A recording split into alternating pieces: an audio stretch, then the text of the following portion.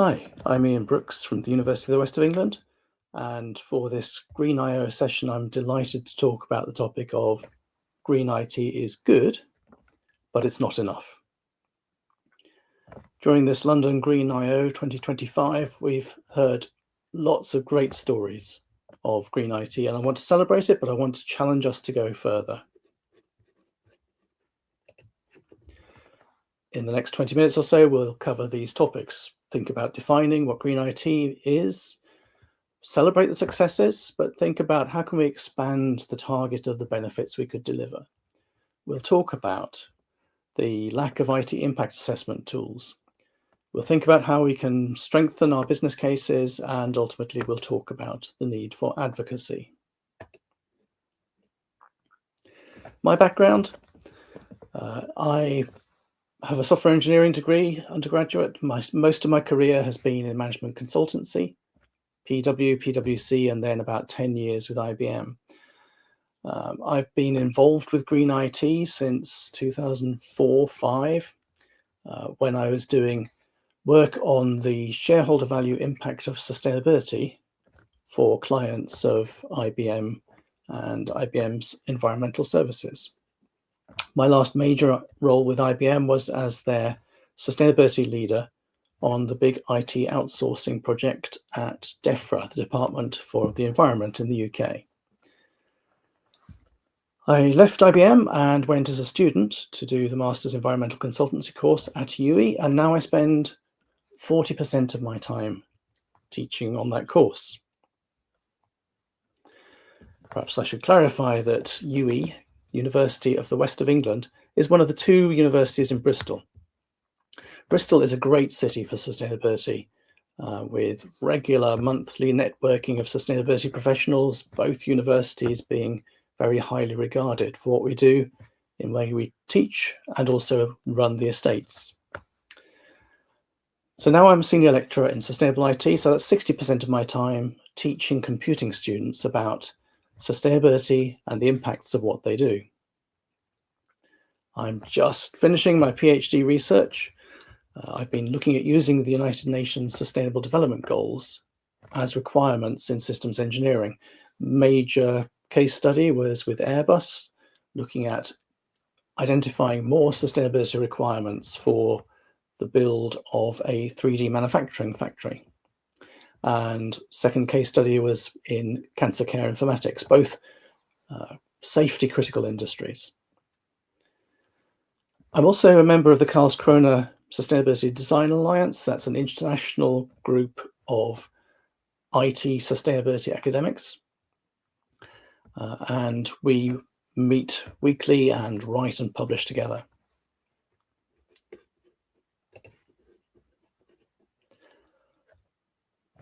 You've seen that I've gone from management consultancy to academia, and now as an academic, I ought to make sure that I define what I'm talking about. So how do we define green IT? What you're seeing on the screen is the most widely cited academic definition of green IT. And you can see that it is very much focused on the IT itself, the equipment, its manufacture, its use and disposal. As I said, it is widely cited, but it's also contended. And you may be sitting there thinking, well, my perception of green IT is bigger than that. And I'll come on to that in a moment. Well, as a field, we arrived in 2009 with the publication of the For Dummies book on green IT. And I really liked this cartoon that was in that 2009 book. I suppose we should plan on getting rid of those coal-burning servers. That emphasis on the importance of fossil fuels. Then much of the electricity we're using for data centers was generated from coal-fired power stations. Now that's significantly reduced. We've had a good story to tell in the IT industry of moving to renewable power until the last couple of years when AI data centers are starting to go the wrong way, putting in place gas turbines on site to generate electricity by burning fossil fuels on site. So it's almost more literally burning fossil fuels on site than it was in that cartoon. I want to celebrate our green IT successes. The logos that you see on screen are projects that I think have made an important contribution to the success of green IT. This is very much my subjective personal view. You may be sitting there thinking that there's a particular project that you've been very inspired by that I ought to list. Well, please drop me an email and tell me why that project should be on the next version of this slide. So we've had impacts like Energy Star and EPIAT that have been at the front end of the life cycle of IT, allowing us to be more informed in our sustainable procurement.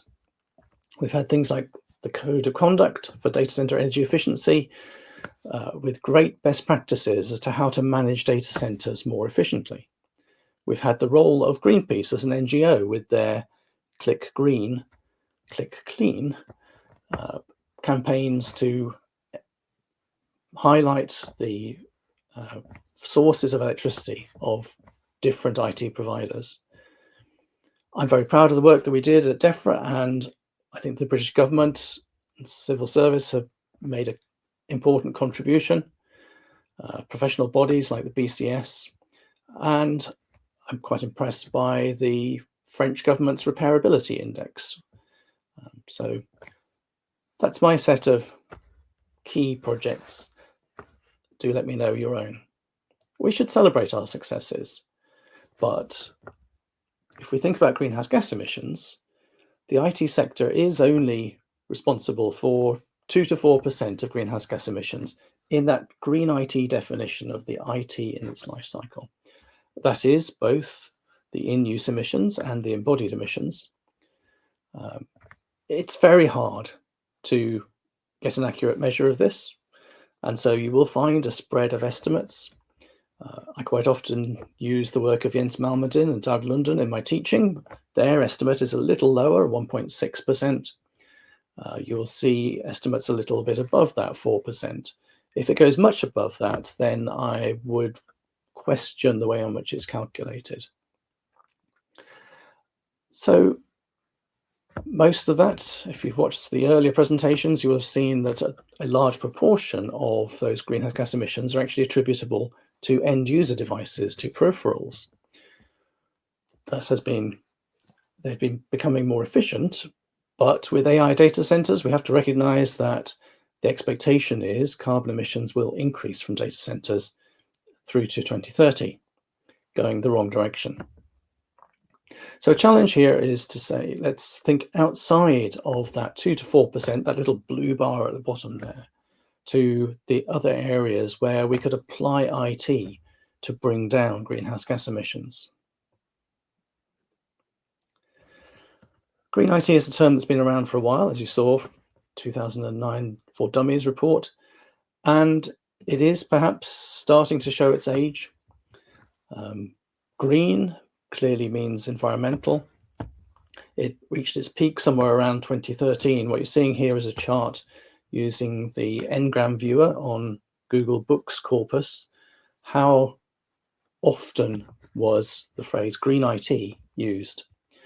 I've shown also the frequency for green ICT, because standing in both of these camps, business and academia, I have to translate between IT in the business context and ICT in the academic context. We still insist on calling it that. So it's dropping. If we think about this from a Gartner hype cycle perspective, are we now in the trough of disillusionment, or are we starting to reach the plateau of productivity where we don't talk so much about green IT because it's part of what we do? I've done similar bibliometric analysis on published papers and on newspapers. The drop-off hasn't been quite so dramatic in the academic paper sector, a bit more of a plateau like the red line that you see. Or perhaps we're changing our vocabulary. We can see green computing has been coming up as a phrase. Sustainable IT, sustainable ICT, not really registering as highly. So whatever you call it, there is some change in vocabulary going on. I talked about that 2 to 4%. That's the green IT lifecycle piece that you see here at the bottom left hand. And I want to challenge us to think beyond the green IT and its lifecycle. We will always need experts who focus on how to make the IT more efficient, lower environmental impact, but it always will have an impact.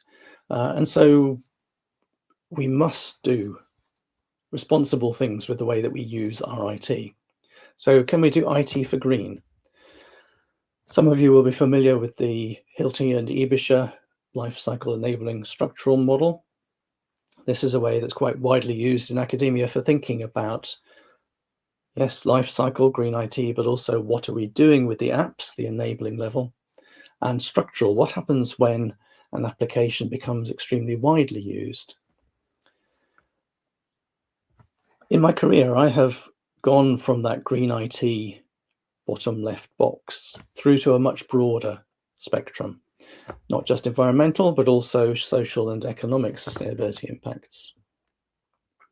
And if we think about that broader area, then the phrase that's often used is tech for good. And if you look at press releases, you'll find businesses want to talk about tech for good. All the benefits to be able to sell to society. On the academic side, I think we've settled on calling it ICT for sustainability, ICT for S, and there is a regular annual academic conference. The last one, this 2025 conference, was in Dublin. Quite a relevant place to hold it because now data centres in Ireland consume more electricity than houses. And they don't have a particularly high amount of renewable electricity on the grid, so it's also quite a relatively high emissions factor. There were some fantastic papers. A paper that looked at how to reduce the environmental impact of continuous glucose monitoring devices. A paper that looked at the state of green coding. How can we code more efficiently? And also thinking about, if we're increasingly using AI coding tools, have they been trained on efficient code? Probably not. So are we, when we use AI coding, building in inefficient code that is less environmental? This coming year, 2026, the conference will be in Bern in June, on the 8th to the 12th. Something that is an intersection between the two parts of my teaching is impact assessment. So when I teach environmental consultancy students, if you want to build a new physical structure, a railway, a big road, or a retail park, or a factory, you have to do, in most countries, an environmental impact assessment. And there's usually law that governs it, and it states what are the areas of impact that you must assess in terms of immediate impacts and also cumulative, one of which is climate change. So there's a very well-structured, well-understood approach, and students will go and do that as their professional career. But the other 60%, when I'm teaching IT students, they can design an IT system, scale it to global with virtually no impact assessment. You may have to do a data protection impact assessment, possibly. You might have to do some child safety protection. If it's an AI-based system, you might have to do some AI assessment in the European Union. But really, it's very weak in comparison to that physical implementation. Okay, so there is another intersection, which is if you want to build a big data center, then you'll probably have to do the environmental impact assessment, but it won't be to do with what is running on those servers. It won't be to do with the impact of the applications. The Karlskrona group, we offer the Sustainability Awareness Framework, SUSAF, and that's available In a free-to-use version, you can download the workbook. It tells you how to run the workshops to think about the applications of a particular system and its impacts across a range of sustainability dimensions. We've talked about tech for good. Who's going to talk about tech for bad? I guess that's the role of an academic, and it is part of my teaching. There are classic case studies like Dieselgate, engine management software that was written to permit higher levels of pollution when it was not on test. That has had an impact on air quality. It's had an impact in shortening some people's lives. And it's a really useful case study to think about, particularly as an engineer went to jail for that. So it helps us to ask the question of computing students, what will you not do? What applications would you not develop or support? And be very careful. Don't just build what you're asked. If it's something that is an illegal activity that damages other people, you might end up liable yourself. And I've written with colleagues about tech for bad, asking the question, when are we going to stop doing IT work for oil and gas businesses? Oil and gas business must decline if we're going to meet our carbon targets worldwide. And we have no need to explore further sources of oil and gas upstream. If you're involved in IT supporting that, well, I guess that's effectively tech for bad. We will continue to have to support extraction and downstream distribution and health and safety as the industry declines, but it's going to be a declining sector. And if you want to look more about that, I highly recommend looking at the work of Will and Holly Alpine in Enabled Emissions. These are important questions, and it's good to teach students about it, but we can't wait until this generation of students becomes managers. We need managers now to be making decisions that are good for the climate in the future.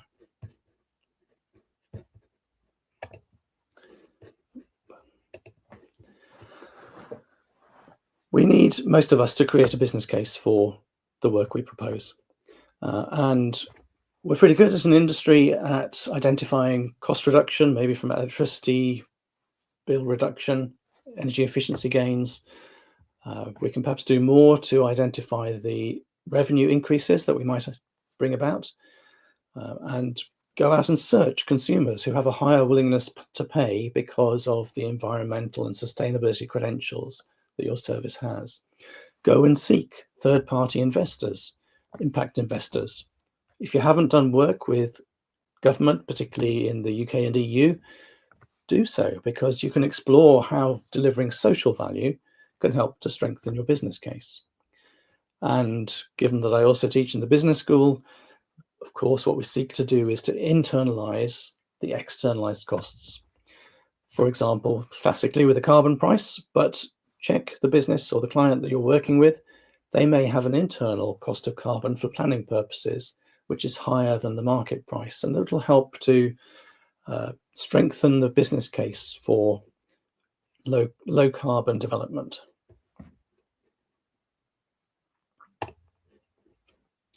Also, encourage you to look for unrepresented stakeholders. You might find that if your company does a materiality analysis in its sustainability reporting, go and look, see who are the affected stakeholders. Can you represent some of their value, costs and benefits in your business case?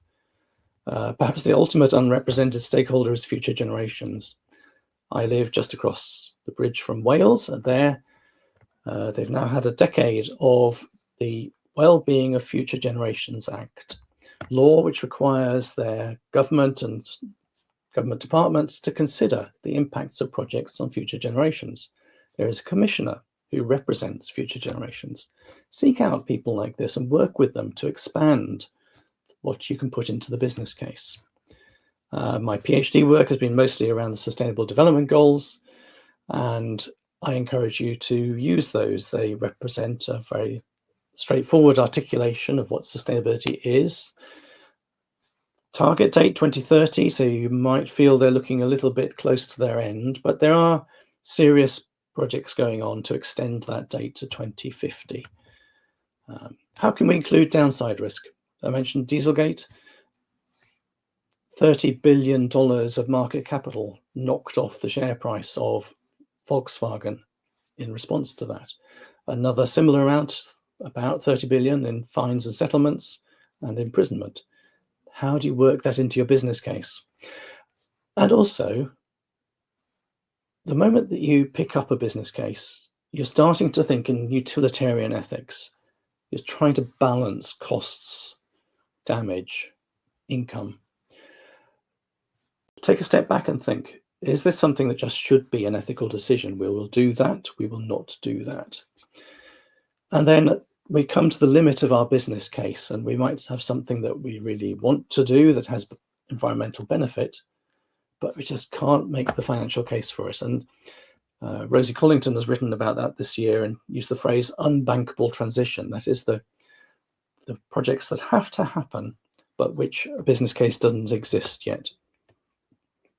There we rely upon a change in the regulatory and government environment, which brings us to the need for advocacy. We all need to be talking more about the reason for sustainability, and especially being confident of climate science. There is a campaign, concerted campaign, to introduce uncertainty about climate science.